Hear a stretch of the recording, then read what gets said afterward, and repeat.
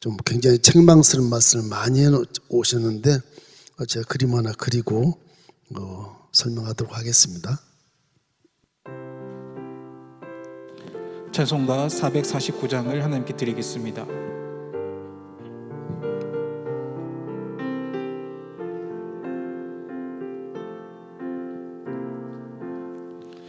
예수 따라가며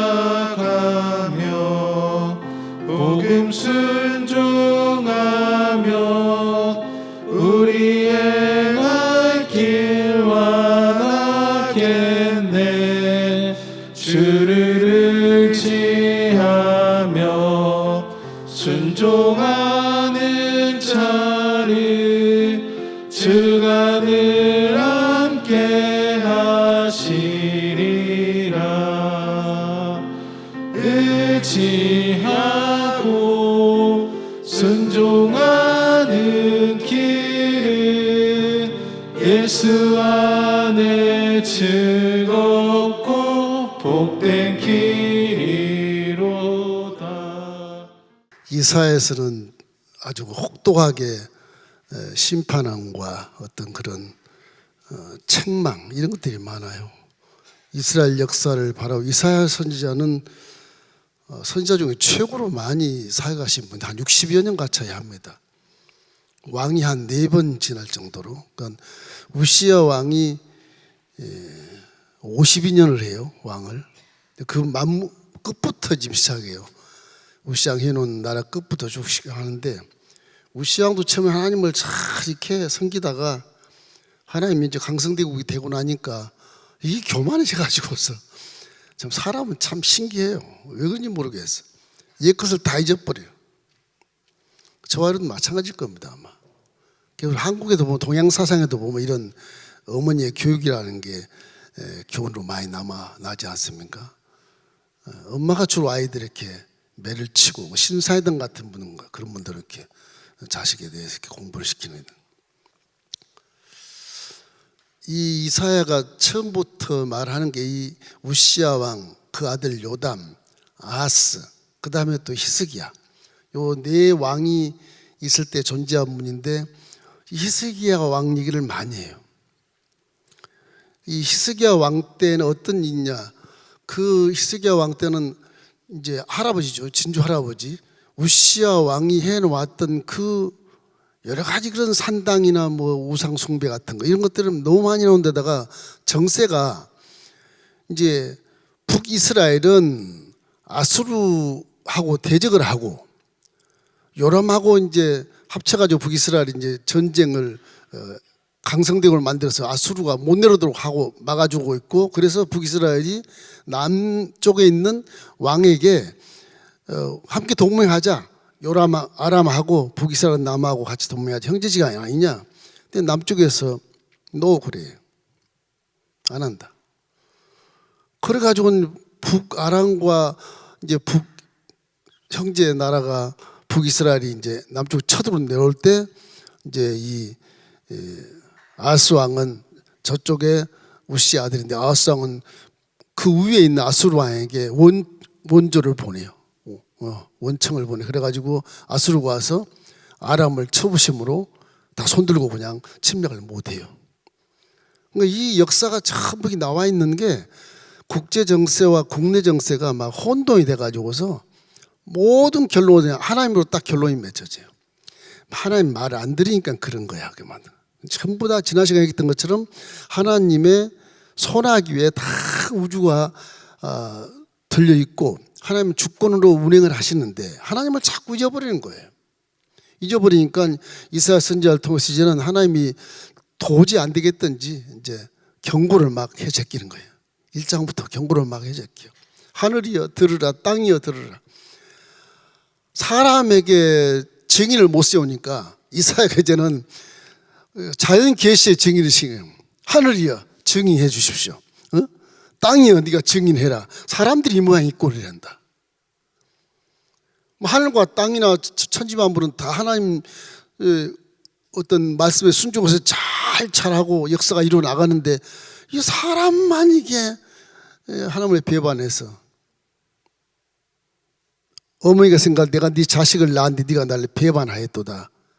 그런 논조로 이렇게 이사야가 이스라엘의 경종을 울리는 그런 것입니다. 그래서 유다의 반역에 대한 이런 한탄과 심판을 이렇게 슬퍼하는 하나님의 말씀이 이제 선지자 이사야를 통해서 이렇게 선포되어 나오는 거예요. 교육. 하나님이 이스라엘을 봤을 때, 야, 참 이게 우시아도 왕이 이렇게 시켜놓고 강성대국이 되있고 태평성대를 이루는데 우시아가 이제 선지자를 무시하고 제사장을 무시하고 자기가 성전에 가서 향로 불 피다가 분향을 하다가 문병에 걸려버리잖아요. 그래가지고서 결국 뒷방늙은이가 됐어요. 안 죽었어요. 뒷방늙은이가 돼서 장장 한 10여 년 가차이 이 섭정을 해요. 딱 섭정. 요담 앞에 딱 앉혀놓고 뒤에서 얼굴 가리고 이렇게 해라 저렇게 해라. 섭정. 요담은 왕이지만 그 노보트 같은 사람이에요. 아스도 마찬가지고. 우시아는 그렇게 오래 살아요. 오래 살아요. 52년을 왕위를 심부하고 있었으니까. 근데 그 우시아이 이렇게 교만해서 문병에 걸려서 그렇게 있을 때 저 자식 요담도 그 사람이 계속 그 왕의 마지막 교만 속에서 있었던 그런 걸 많은 걸 배웠기 때문에 아버지가 그대로 내려가요. 그 이대까지 내려가요. 그러다가 히스기야가 희한하게 나왔을 때 25세의 왕이 되는데 히스기야가 한 29년 정도 왕을 해요. 이건 뭐 산당을 파괴해 버리고요. 그럼 이렇게 산당에다 외부 이런 이방신들이 들어와 가지고서 사람을 잡아서 이렇게 제사 드리는 거 전부 금지시키고요. 하나님 기뻐하는 그런 일을 많이 해요. 히스기야가. 그게 종교 개혁을 해요. 하나님이 히스기야를 너무너무 기뻐하는. 그래서 이사야 선지자도 지금 첫 때부터 히스기야를 그때를 놓고 얘기를 하는 거예요. 비교를 해서. 우시아 왕 때 봐라. 요담 왕 때 봐라. 그래서 이사야 1장 3절에 이렇게 나와요. 소는 그 임자를 알고 나귀는 그 주인의 구유를 알건만은 이스라엘은 알지 못하고 나의 백성은 깨닫지 못하는도다 하셨도다. 소도 이 자연 계시된 거예요. 소도 임자를 안다. 나귀도 자기 주인을 아는데 사람은 모른다는 거예요. 패역하는 너희여 반역이로다 반역. 이스라엘의 모든 지나온 세월들에 대한 그 범죄에 대한 얘기들을 이사야 선지자를 통해서 하나님은 조목조목 얘기를 하면서 돌아와라 이제 회개하고 돌아와야 된다. 그렇게 하면서 너무 이렇게 안 돌아오니까 이 너희들이 든 병이 어떤 병인지를 보여주고 이렇게 돌아오라고 요청하는 것입니다. 사람이 가축만도 못하다. 그런 하나님 실망이 보통이 아니죠. 보통이 아니죠. 가축만큼 뭐 짐승만도 못하다. 성경에도 뭐 잠언에 보면 깨닫지 못한 자는 짐승 같다 그런 말이 나오지만은 하나님 뭐 마음이 그런 것 같아요. 그래서 심판, 이 사랑이면 저 심판을 이제 경고의 심판. 이게 마음이 슬퍼서 그래요. 슬프다. 나 슬프다. 내 자식들이요. 그런 거 슬프다. 이거 반드시 심판이 온다. 그 심판할 때 이제 이걸 마음속에 이제 새기면서 이사야가 하나님이 이사야에게 하는 말이 그래요. 하늘을 정의 삼아요. 하늘 땅 정인으로 불러요. 정의 삼아서 하늘과 땅이여 보소서 이런 거지. 온 세상에 살고 있는 인간의 상태는 너무 이상하다. 내가 창조했던 인간은 그런 것이 아닌데 너무너무 이상하다는 거예요. 그 정의로 불러들여서 하늘과 땅처럼 하나님이 주신 법을 따르게 돼 있는 피조물 인간이 이럴 수 없다는 거죠. 이럴 수 없다. 더군다나 당신 형상과 모양대로 지어놓은 인간, 인격적이고 머리가 아주 출중하고 만물의 영장으로 지어놓은 인간이 피조물이라는 것을 거부하고 결국 하나님의 말씀을 따르지 아니하니까 삶이 모순이 오고 삶이 혼란이 오고 삶이 분별력이 없이 이제 투쟁하고 욕심 때문에 전쟁하고 맨날 싸우고 사람이 사람을 죽이고 이건 안 되는 것인데 사람을 죽이고 나라를 빼앗고 종속국 노예로 삼고 이건 사람이 할 일이 아니라는 것이죠. 그래서 하늘과 땅을 정의 삼아서 이렇게 자연계시 우주도 정해진 시간 그대로 지금도 운행하고 있다. 사람은 왜 그렇지 못하냐. 그 창조주로서 아주 슬픈 마음을 이렇게 되뇌이는 그런 모습을 우리가 볼 수 있는 것입니다. 한 번도 우주는 시간을 어긴 적이 없거든요. 창조의 법칙을 따르고 살라는 것입니다. 이래서 그들이 나를 배반했다. 사람만 이렇게 비정상적인 삶을 살고 있다. 그래서 그러면서 하늘아, 땅아, 자연아, 사람들을 보고 너희들이 놀래지? 그 다음에 죄라고 하는 것이 자기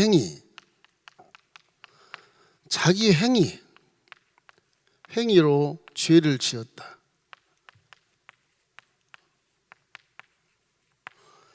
남이 잘못 죄진 게 아니라 자기 행위로 죄를 지어서 사슬에 딱 묶여 산다. 그런 모습으로 설명을 합니다. 그러니까 소는 임자라고 나귀도 주인을 알지만 감사하지 않는 자들 피조물 사람 너희여 매를 얼마나 맞으려고 그러냐. 그래. 자식이 말을 안 들으면 어릴 때야 이렇게 매를 때려도 맞잖아요. 딱 종아리 걷어올리고 맞는데 크면은 이게 안 걷어올리거든. 도망가 버리지. 이 육체가 말을 안 들어요. 신앙도 그렇잖아요. 육체가 이 육체 때문에 이게 신앙의 장애가 얼마나 많아 이게. 기도도 방해, 금식도 방해. 이건 뭐 유혹과 묘에 금방 빨려 들어가. 이 영은 부활되는데 육체가 부활이 안 되니까 이게 그냥 신앙의 장애가 돼서 이놈 육체 때문에 아주 그냥 죽을 지경. 하나님은 기도할 때 보면 와, 저놈이 아직 유혹 안 받으려고 막 기를 쓰고 금식하고 기도하는 걸 굉장히 좋아하시는 것 같아요.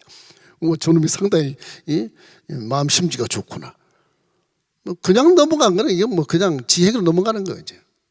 맨날 회개투성이고. 그러니 아버지 어머니가 봤을 때 자식이 그럴 때 얼마나 마음이 아프겠습니까? 성경에는 허물과 죄악으로 이렇게 하나님을 버리고 하나님을 만우리길 만큼 성경에 보면 이제 땅은 황폐하고 성읍도 불탔다. 토지는 이방인이 다 삼켜버렸다. 이방인들이 처음 봐가지고 이스라엘 천지에 다 기거하는 거예요. 그러니까 북이스라엘은 그래서 나중에 느헤미야가 이렇게 포로 갔다가 돌아왔을 때 북이스라엘 백성들은 성벽 쌓지 말아요. 부정탄 놈들이라고. 혼혈 민족이라고 안 받아들이잖아요. 그렇잖아요. 워낙 전쟁이 많고 전쟁에 이겨서 자기 종족을 존재하게 하기 위해서 막 우상 숭배했던 그런 나라와 동맹을 맺다 보니까 또 우상 숭배 나라와 또 혼인 동맹을 맺다 보니까 전부 바알 신이 아세라 신이 들어가지고서 그렇게 순하고 선민인 백성들의 마음을 다 이렇게 오염시켜 버리고 신앙 자체가 오염돼 버리고 이제 하나님 말씀 공부하는 것보다 쉽게 믿자. 그냥 우상 가서 절하고 제사 드리고 끝. 그렇게 이제 국민 백성들이 이렇게 타락해 버리는 그런 것들이 이스라엘에 굉장히 시대마다 많았습니다. 그래서 하나님은 헛된 점을 기뻐하지 않는다. 너희들 내 마당만 밟은 니너희 기도는 가증하도다 이렇게 나와요. 가증하다. 그러니까 하나님이 예배와 악행을 거짓스러운 예배, 형식적인 예배를 견디지 못하고 악행을 견디지 못해서 결국 성일일지라도 순종이 결여되면 하나님은 불쾌하다. 순종이 참 중요해요. 구약시대에 이렇게 창세부터 보면 하나님이 가장 원하시는 것이 여러 가지가 있겠지만 제일 첫째는 성결, 깨끗한 걸 좋아하세요. 마귀는 더러운 걸 좋아하지만 하나님은 그게 빛이에요. 마귀는 어둠이고 그것만 잘 간파해도 성경 거의 다 아는 거예요. 그 다음에 말씀에 순종, 불순종. 창조주 말씀에 순종하면 복을 받고 순종 안 하면 저주받는다. 딱 그 두 가지거든요. 이게 두 가지. 그것만 알아도 성경 전체를 거의 알 수 있는 비결이에요. 행동도 그렇게 하면 난 빛 가운데 행동해야 된다. 어둠 가운데 하면 안 되겠구나. 더럽게 살면 안 되겠구나. 깨끗하게 살자. 확 드러나서 질서 정연하게 살자. 그것이 신앙의 삶이거든. 우리 기독교 관의 삶이란 말이에요. 하나님이 빛이시기 때문에 그래요. 그래서 하나님이 너희들의 기도를 듣지 않을 것이다. 은은 찌꺼기가 되었다. 그런 말이 나와. 아까 읽어보니까 은은 찌꺼기가 되었다. 순은이 아니고 전부 불순물이 들어와가지고서 은이 아니야 이게 찌꺼기다고. 포도주에 물이 섞였다 그러지 않습니까? 포도주에 물이 섞이면 맛이 없잖아요. 그렇게 다 맛을 잃어버렸다는 겁니다. 이래서 마지막에 엄청난 얘기를 하는데 시온의 성읍이 창기가 되었고 살인자들 뿐이로다. 호세아가 얘기했던 것처럼 그 말씀 같아요. 호세아 6장 9절에 이렇게 나옵니다. 강도 때가 사람을 기다린 같이 제사장의 무리가 세겜 길에서 살인하니 그들이 사악을 행하였느니라. 제사장들이 저렇게 살인을 하니 그놈 나라가 어떻게 되겠습니까 이게? 그래서 그럼 사람들이 다 이렇게 사악해서 하나님의 반역하는 죄를 짓는다. 사무엘상 15장 23절 말씀 우리 함께 읽겠습니다. 이는 거역하는 것은 점치는 죄와 같고 완고한 것은 사신 우상에게 절하는 죄와 같음이라. 왕이 야훼의 말씀을 버렸으므로 야훼께서도 왕을 버려 왕이 되지 못하게 하셨느니라. 지금 사울 왕에게 한 말이거든. 사울 왕이. 사무엘 선지자가 사울 왕에게 하는 말이에요. 순종의 제사보다 낫습니다. 듣는 것이 수양의 길보다 낫습니다. 제발 순종해 주십시오. 내가 왕인데 네 선지자가 무슨 내가 넌 내 백성일 뿐인데 이래가면서 이제 신본주의 사상을 이제 완전 인본주의로 바꿔가지고서 왕의 체제로 나가네. 왕의 체제로. 그래서 그 당시에 사사 시대에 우리도 왕을 줬어서 굉장히 좋은 것 같았어요. 암몬이나 모압이나 뭐 이런 밑에 나라 뭐 이런 나라들이 다 에돔도 이런 나라들이 전부 다 군대를 형성해서 다른 나라를 빼앗고 전역에서 이고 막 수탈하고 그랬거든요. 그래서 사사시대는 그러니까 왕이 없으니까 전부 수탈을 막 당하는 거예요. 그 백성들 우리도 왕을 좀 세워주십시오 막 그렇게 했는데 지금 사사들이 다스리고 있거든. 사사들이 20년 30년 뭐 적게는 몇 년 7년이라 다스리고 있는데 그 사사들이 힘이 없는 거예요. 사사들은 기도로서 전쟁하는 거고 기도로서 적군을 물찌르는 것인데 뭐 군대 교육을 못 받으니까 그냥 다 군인이면 다 뺏기죠. 그러니까 국민들이 다 왕을 세웠어. 그때 사무엘 선지자가 왕을 안 세워야 되는 것인데 하나님께 기도하니까 그래 그렇게 원하더냐 세워라. 그래서 하나님 허락을 받고 왕의 제도가 들어가는 것이거든요. 그래서 사울 왕이 첫 번째 왕이 되는 거예요. 첫 번째 왕부터 저렇게 왕을 턱 세워놓으니까 교만해가지고서 분양을 지가 하려고 제사장이 해야 되는데 거룩 하지도 않는 게 그 왕에서 쫓겨난 사슬의 매인 것이다 죄라는 거예요. 거역한 건 사슬의 매인 죄라고 하는 것입니다. 그래서 사무엘이 사울 왕에게 결국 당신이 순종하기를 거부했으니까 하나님도 당신 왕위를 피할 것입니다. 그러고 가서 밤중에 몰래 가가지고 새벽에 가서 다윗에게 그 조그만 다윗에게 기름 부어서 너는 왕이 될 것이라고 도망가지 않아요. 자기 집으로. 걸리면 죽으니까 그렇게 몰래 가서 기름 붓고 그랬습니다. 이래서 이제 죄라고 하는 것은 술 취하거나 무슨 뭐 부도덕한 죄를 짓거나 이런 것보다 말씀 불순종하게 더 큰 죄라는 것을 이제 밝히 말씀해 주고 있는 거예요. 말씀에 불순종한 것이 가장 큰 죄입니다. 더 큰 죄는 예수를 구주로 안 믿는 것이 가장 큰 죄고요. 이것이 중요해요. 우리 일반적인 죄를 평가하고 정죄하고 비판하지만 그보다 더 중요한 게 나는 지금 말씀에 순종했는가에 대한 것을 마음에 새기셔야 된다. 그렇죠. 그렇게 된 것입니다. 그래서 자식을 양육하고 길렀는데 그들이 나를 배반하였다. 그런 하나님의 그 슬픈 울부짖음을 우리가 대신 이스라엘 선지자를 통해서 들을 수가 있는 거예요. 그 공경, 고난의 본질은 죄다. 그래서 우리 고난을 많이 당한대. 고난의 본질은 죄다. 본질이 죄예요. 우리가 나쁜 일을 행하지 않았다 하더라도 하나님을 향한 우리 태도 때문에 우리가 죄를 짓고 있다. 좀 하나님을 무례하게 대한다든지 하나님 이름을 망령되게 큰다든지 뭐 하나님 이름을 농담 삼아 한다든지 이런 그 병폐 원인이 우리 하나님에 대한 신앙의 태도에 문제가 있다. 태도에. 하나님이 참 엄미하십니다. 하나님 여기 계시다 그러면 지금 눈도 못 돌려 가만히 말하고 싶어도 말 못해. 하나님만은 말해야지. 그래서 말을 입에 떡 다물어가지고 못하는 거예요. 그 정도로 의미하신 분인데 이 하나님을 섬기고 경외하는 그 태도가 문제다. 그런 것들이 다 공경에 빠지게 되고 고난을 당하게 되고 깨닫게 하려고 하니까 또 고난을 줘야 되지 않겠어요?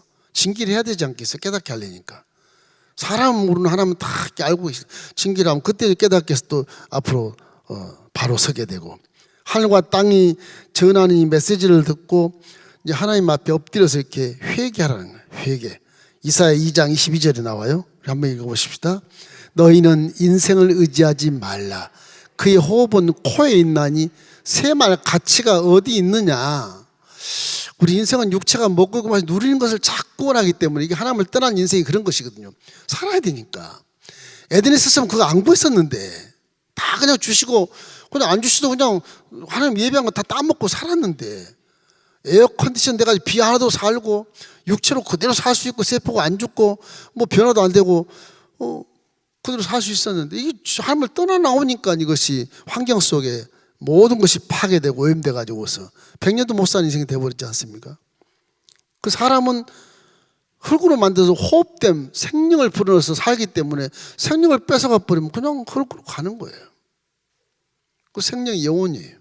그건 영혼이 삽니다. 영혼이 사. 인생을 의지하지만 항상 성전을 사모하고 하나님께 가까이 하는 그런 인생이 복을 받는다. 앉으나 서나 당신 생각이 아니고 앉으나 서나 하나님 생각. 그 미친 것 같지만 그게 훨씬 좋다는 거야. 앉으나 서나 하나님 생각. 그렇게 사는 것이 아주 신상에 좋다. 그런 얘기예요.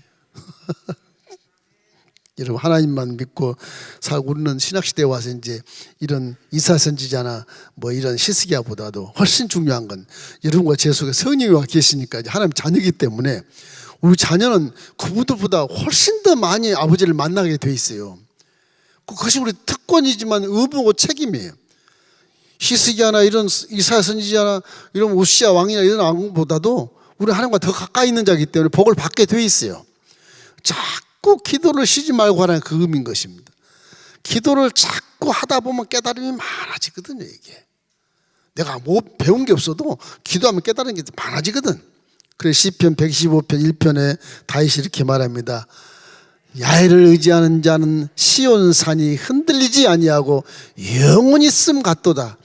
믿음이 흔들리지 않는 거예요. 이게 하나님을 경외하는 자는. 저와 여러분이 자녀가 됐기 때문에 하나님과 떼낼 수 없는 관계가 되어 있어요. 천륜이 돼요. 천륜이. 여러분이 숨어봐도 하나님은 이미 택한 자라서 다 알고 계시거든요. 다 알고 계셔요. 모를 것 같아요. 다 알고 계신다니까. 이렇기 때문에 항상 이 하나님의 이렇게 슬픈 마음 가운데 하늘과 땅을 증인 삼아 가지고서 자 봐라, 내가 증인 앞에서 얘기한다. 네 행하는 모든 건 죄이지 않냐. 어떡하잔 말이냐. 죄지 않냐. 내가 너를 지었고 자식같이 지었는데 넌 지금 손에 피가 가득하고 기도하는데 내가 들을 기도도 아니고 은은 찌꺼기가 됐고 포도는 물이 섞여 있고 이게 도대체 성읍은 창기가 되었고 저렇게 살인자들 뿐이고 제사장까지 살인자 아니냐. 어떡하냐 이거를. 응? 땅이여 하늘이여 보아라. 증인을 삼아 보는 겁니다. 이거 보면 어떻게 보면 이 신학적인 측면에서 하늘과 땅을 증인으로 부르는 것은 유럽 신학의 이렇게 자연과 말하는 그런 부분의 그런 조직신학이 있어요. 그 비슷한 근거가 하나 있는 거예요. 영적인 세계는 하나의 말로 지었기 때문에 말을 다 듣는다고 되어 있거든요. 자, 그래서 이러한 관계에서 이 한탄스러운 슬픔 속에서 심판을 이렇게 얘기하는 거죠. 하나님이 이렇게 경고를 이렇게 해주는 것이거든요. 이제 하나님 유다를 책망합니다. 유다. 북왕조가 망할 때까지 이래요. 유다 책망. 이게 남유다입니다. 남왕국 책망하는 거예요. 유다를 왜 책망할까? 너는 도대체 형제지간인 나라 북왕국이 저렇게 아수리에 망했는데 넌 도대체 뭐 했니? 이런 질문이에요. 아니 하나님 북왕국은 다 혼혈 민족이고 뭐 아수라오다 그냥 아람하고 짝이 돼가지고서 뭐 지네끼리 뭐 시동하고 짝이 돼서 뭐 그 우상 숭배하고 아스라스 숨기고 바알스 숨기는데 그 우리 걱정할 게 뭐 있습니까? 우리 그렇게 얘기하잖아요. 너는 그 좋은 시절에 뭐 했느냐? 네 동족인데. 가만히 생각 우리 이제 북한 땅 저런 날에 대해서 기도하기도 싫은데 기도하라는 거예요. 기도하라는 거예요. 안 그러면 너희도 망한다. 그런 쪽이에요. 나중에 남왕국도 586년에 망하거든요. 바벨론 포로 망하거든. 포로 잡혀가.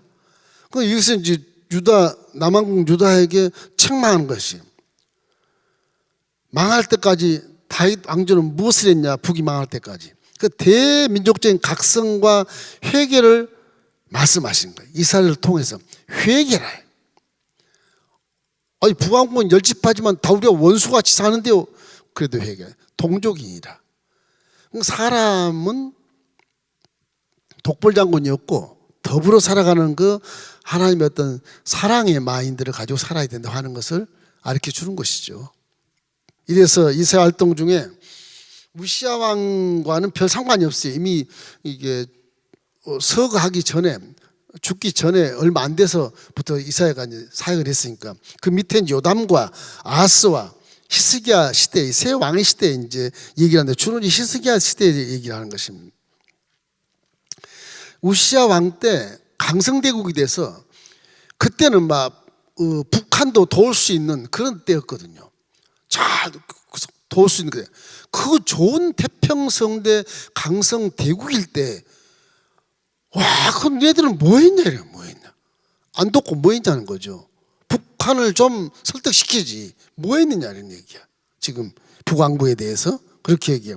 그러니까 우시야 왕 때 이렇게 제상 나라가 뻗어갈 수 있는 좋은 시절이 있었음에도 너희들은 뭐 경제적 이득을 위해서 아주 이기적으로 살았다. 요나처럼.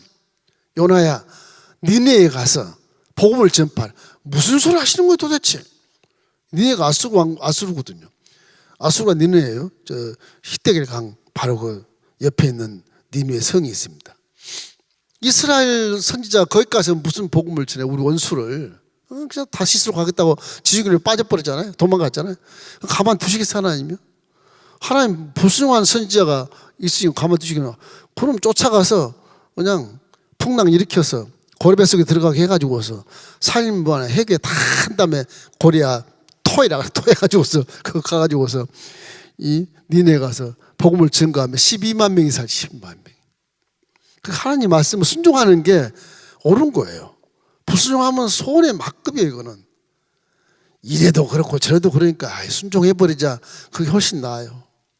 내 마음, 내 사상, 내 고정관념을 포기해버린 게 말씀을 순종하기 좋습니다. 속상하지만 속상해요. 지금도 속상해요. 그렇게 좋은 시절을 줄 때 하나님 뜻을 잘 분별해서 이게 몇 년이 지났냐. 요담, 아하스, 너 29년 히스기야 왕 이르기까지 참혹한 현실 이것을 만드는 것은 니네들이 축복받을 때 이웃에 대한 관심이 없었다. 그러니까 축복받을 때 금식도 하면 좋고요. 축복받을 때 이웃을 중보하면 좋고 축복받을 때 선한 일 많이 하면 좋은 거예요. 그걸 지적하는 거지. 유다에게 니네들은 다윗 후손으로 내가 언약을 줬지 않냐. 그래서 유다를 책망하는 거예요. 우리가 생각하는 건 축복을 받을 때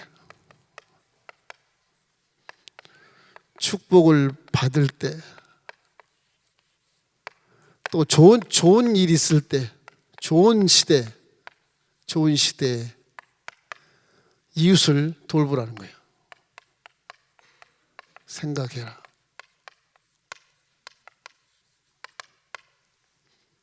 좋을 때 일이 잘 될 때 감사기도 많이 하고 일이 잘 될 때 또 흥분도 많이 하고 일이 잘 될 때 이웃도 많이 돕고 일이 잘 될 때 기도도 많이 하는 것이 그 저축이요. 딱 그 얘기입니다. 지금 이사야 선지자가 경고하는 것이 지금 새 왕이 될 때 뭐했냐 니네들은 그렇게 좋은 시절에 와 북한도 도왔으면 북왕국을 도왔으면 여로보암 2세가 있을 때 도왔으면, 그때부터 도왔으면 지금 니네들이 평화조약을 맺어가지고 나라가 하나 됐을 수도 있다, 그런 얘기죠. 혼혈민족 그런 건 사람이 판단하는 것이고 사람이 판단하는 것이고 그렇게 하라는 것입니다. 용서가 먼저니까, 그죠?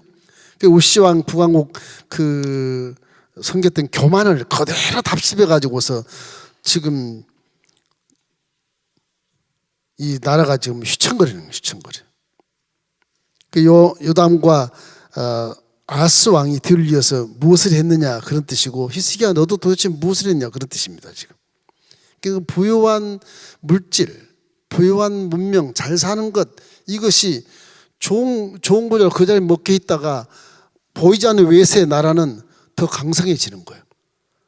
그 지금 이스라엘 조그만 나라 봐도 그래요. 엊그제 설명한 것 똑같이 강원도마다 약간 큰 나라인데 이 나라가 자기끼리 신앙 마치고 막 있고 축복 주니까 그냥 자기들끼리 먹고 살고 있다 보니까 뭐 주위에 뭐 그냥 뭐 바벨론이고 아수르고 뭐 페르시아고 다 커져가지고서 또 한 번 다 그냥 숫대밭이 돼요.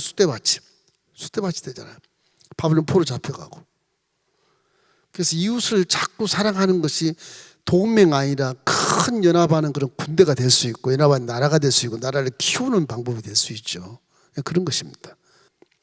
하나님은 유일한 창조시고 천지 만물을 창조한 주인이기 때문에 피조물들은 정직하게 이 말씀에 순종하는 것을 인정하라는 거지. 인정하라. 이사 선지자가 잠언서 13장 24절 우리 함께 읽겠습니다. 매를 아끼는 자는 그 자식을 미워함이라. 자식을 사랑하는 자는 근실히 징계하느니라. 자식을 사랑하면 매를 때리라, 가르치라는 거. 그 어린 자예요. 커서는 힘들어요. 어릴 때부터 잘 가르치라는 거예요. 우리 동양 사상에 이런 엄마가 자식을 때리는 이런 그림들, 민화들을 보면 참 훌륭하셔. 어머니들이 훌륭하셔. 성서적입니다. 아주. 하나님도 어머니의 마음으로 때리거든. 사실은 아버지 마음으로 안 때려요. 어머니 사랑을 가지고 때리셔라. 항상 살려야 되니까. 사랑하지 않는 것, 징계를 안 하면 사랑하지 않는다는 것, 훈계하지만 사랑하지 않는다는 것입니다. 그러니까 어린 자녀들 항상 부모로부터 훈계를 받고 교육을 받아야 된다는 그런 권리가 있는 것이죠. 사랑과 훈계는 본질적으로 하나라는 것을 그림에서 우리가 볼 수 있듯이 사랑과 훈계는 본질적으로 하나다. 그 훈계 속에 사랑이 내포되어 있고 그 매에 사랑이 들어있다. 그런 개념으로 이제 교육을 해야 한다는 거죠. 참 우리는 가정교육을 잘해야 될 줄 믿습니다. 이 시대야말로 정말 부모의 진정한 권위와 사랑이 강력하게 요구되는 곳이기 때문에 우리가 사랑을 많이 해야 되겠습니다. 사람이 타락한 이유, 현실 똑같아요. 우리 마태복음이나 누가복음 보는 것처럼 포도원의 비유, 탕자의 비유 그런 거 나오잖아. 이거 탕자 둘째 아들이, 첫째도 아니야, 둘째 아들이 아빠 내 재산 줘. 이 시대가 그래. 지금 시대가 안 주면 그냥 전속 살아도 할 수 있고, 부모 살해놓고 둘이 형제들이 놀아가죠. 이런 기가 막힌 사회 산다니까. 이게 사람 사는 게 아니잖아요. 그 둘째 아들이 내 분기 주십시오. 그 아버지가 줘. 뻔히 알면서 준다. 막을 뻔히 하면서. 그게 예의도 없고 도덕도 없고 윤리도 없고, 그거는 내 자식이 아닌 것처럼. 그런데 아버지는 그래도 내 자식이라고 믿고 뻔한 결과를 알면서도 주는 거죠. 그래서 결국 자식이 허랑방탕 다 쓰고 거지가 돼가지고 와가지고서 아이고 날 종으로 한번 써주십시오. 그러니 아버지가 돌아온 자식은 참 귀하고 정말 기쁘고 즐겁고 잔치를 베풀지만은 속으로 얼마나 섭섭했겠습니까? 그 자식이 잡자도록 그렇게 악한 일을 행하는 것이거든요. 이렇기 때문에 죽도록 고생하다가 회개하고 이제 아버지께 돌아오지 않습니까? 그러니까 아버지 존재가 무엇인가를 깨닫게 되고 그때서야 아들의 그런 의무와 책임이 무엇인지 그때서야 깨닫는 거죠. 그때서야. 어린 자식들의 교육을 잘 시켜야 돼. 너무 보호 본능을 많이 가지면요 안 돼요. 그때요. 버릇이 없어지고 남의 이웃에게 피해를 주고 실수를 하게 만들고 부모의 얼굴에 먹칠을 하고 그러지 않습니까? 이래서 결국 이제 하나님 유다를 책망하는 가운데서 마지막으로는 회개를 촉구합니다. 회개해야 된다 이제. 회개는 구약부터 신약까지 이건 빼놓을 수가 없어요. 여기는 항상 청결이 있죠. 청결. 성결, 그죠? 성결, 거룩한, 깨끗한 것. 이 깨끗한 것을 하나님 좋아하니까 회개하면 깨끗해지면 성령이 내야. 지금은 구약에는 이사는 그렇지 않지만 우리는 지금 성령이 내 안에 깨끗하고 청결하면 성령이 이 몸을 사용한다니까. 사용해서 바른 길을 가게 하고 분별하게 만들고 듣게 만들고 깨닫게 만들어서 복된 길로만 걷게 만들거든요. 여기 지금 1장부터 35장까지는 범죄할 이스라엘에게 심판이 있을 것을 예언을 이사야가 해요. 남유다가 징계받을 수밖에 없는 이유, 이 회개해야 된다. 그래야 징계를 안 받는다. 회개. 그래서 이제 결국적으로 이게 하나님을 배역하니 피조물, 자식 같은 사람들이 하나님을 폐역하니까 결국에는 폐역한 중에도 유다 장자 다윗의 후손, 다윗의 언약을 가진 남왕국 유다에 대한 그 책망을 해요. 니네들만이라도 잘 됐을 때, 내가 복을 줬을 때 잘했으면 이러지 않겠냐. 그러니까 이제 니네들 회개해야 돼. 회개해야 돼. 하나님도 북왕국보다는 남왕국을 좋아하시죠. 믿음을 잘 지키고 그나마 믿음을 잘 지켜서 한 지명이 더 가니까 회개를 촉구하는데 결국 이제 이사야가 하나님 말씀을 받아서 회개할 때 이렇게 얘기합니다. 이사야 1장 18절 말씀 우리 함께 읽겠습니다. 야훼께서 말씀하시되 오라 우리가 서로 변론하자. 너희의 죄가 주홍 같을지라도 누군가 같이 희어질 것이요 진홍같이 붉을지라도 양털같이 희게 되리라. 저거는 당시 히스기야 왕 시대에 가능할까 신학적으로 우리 신학 시대 와야지 가능하거든. 예수의 피로 싹 씻어야 눈과 치고 양털같이 될 텐데 저게 가능할까? 하나님은 전전능하시니까 그 시대도 가능했을 것이다. 근데 저거는 예언이거든. 예언. 신약 시대까지 걸렸어요. 한 예언이에요. 이사야가 포로까지 다 얘기해요. 포로까지 다. 그래서 이제 예수님이 오기 전 700년 전에 예언한 것이니까 700년 후의 일을 다 이렇게 쏟아붓는 거예요. 저 말씀은 신약에 해당되는 말씀이에요. 구약에는 힘들어요. 저게 될 수가 없어 지금. 하나님이 제적으로 하실 수 있겠지만은 신앙을 회복하기 위해서는 먼저 행해야 될 것이 회개다. 회개. 이사야 1장 16절 우리 함께 읽겠습니다. 너희는 스스로 씻으며 스스로 깨끗하게 하여 내 목전에서 너희 악한 행실을 버리며 행악을 그쳐라. 그렇게 회개하는 겁니다. 악한 언행 심사, 마음과 말과 행동과 이런 거 다 악한 걸 버리고 깨끗하게 자신의 몸을 스스로 씻고 옷도 깨끗하게 빨아입고 과거의 악한 행실을 버리고 말이나 행동이 고운 말하고 고운 생각을 해야 되는 것이고 그 새로운 인생을 살아가고자 하는 그런 각오를 해야 된다. 즉 우리의 피조물을 얘기하는 거예요. 그런즉 그리스도 안에서는 새로운 피조물이라. 이전 것은 지나갔으니 보라 새 것이 튀었다. 그 말씀을 얘기하는 겁니다. 그래서 이사야가 하는 말이 이게 6월절의 은혜가 그 가운데 있기 때문이다. 그렇게 해석을 할 수 있어요. 6월절에는 죽음의 사자가 갔을 때 장자가 죽지 않습니까? 피를 양의 피를 인방에 바르면 이 사자가 뛰어넘어서 그래요. 그 오버라 그래요. 오버패스라고 오버패스. 이거 들리지 않고 오버패스에서 피 안 바른 집으로 들어가서 장자를 죽이는 것이거든요. 6월절의 은혜를 입는다는 거죠. 회개하면 하나님이 장자를 죽이지 않고 재앙을 주지 않고 너를 살려준다는 겁니다. 회개가 얼마나 중요한 거예요. 회개가 살 길이라니까. 회개가 예수님으로 구원을 받지만 그 구원을 열매를 맺기 위해서는 우리가 회개하면서 살아야 결국 우리가 열매를 많이 맺을 수 있다. 그래서 이렇게 회개하면 모든 것이 회복되고 즐겁고 복된 삶이 되는데 그것이 근거는 뭐냐? 회개가 뭐냐? 말씀에 순종해서 회개해야 되지 않습니까? 그 말씀에 순종해야 복을 받은 사람이 된다는 거죠. 결론이 그거예요. 결론이 청결, 말씀 순종, 그 다음에 기도. 그 세 가지. 그럼 성령이 우리에 계시기 때문에 그걸 기뻐하셔. 우리는 얼마나 좋은지 몰라요. 지금 이 시대에는. 우리가 세 가지만 제대로 하면 성령은 자동적으로 우리 육체를 사용해서 보게 하시고 듣게 하시고 깨닫게 하시고 바른 길의 말씀에 순종해서 가게 만들어서 영혼이 잘된 같이 범사가 잘되고 강건한 삶을 살 수 있다가 사명 다한 다음에 우리 아버지 앞에 서는 날 상급받는 그런 효자녀가 되게 되는 것입니다.